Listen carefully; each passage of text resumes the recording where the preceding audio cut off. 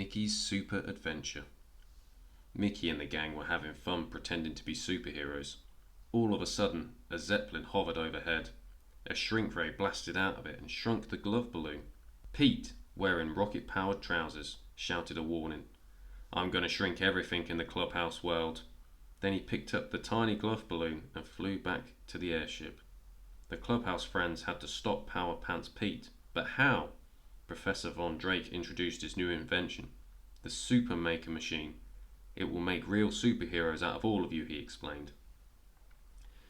One by one the gang walked through the machine and it came out with superpowers. To defeat Pete, they would have to work together. The superheroes saw Pete aiming his shrink ray at Minnie's boutique. Upsy Daisy used her mind powers to push the zeppelin away. Then Wonder Minnie threw her super bow at it, but their powers blocked each other. Just then, Pete dumped hundreds of rubber duckies on everybody. "Oh, Super Toodles," called Mickey. Toodles had a big umbrella. The rubber duckies bounced right off. Pete leaned out to see what was happening and tumbled to the ground. He told the superheroes that his boss, Megamort, wanted the Clubhouse world for himself. Mickey and Superpower Pup Pluto tried to stop Megamort, but the villain shrunk them too.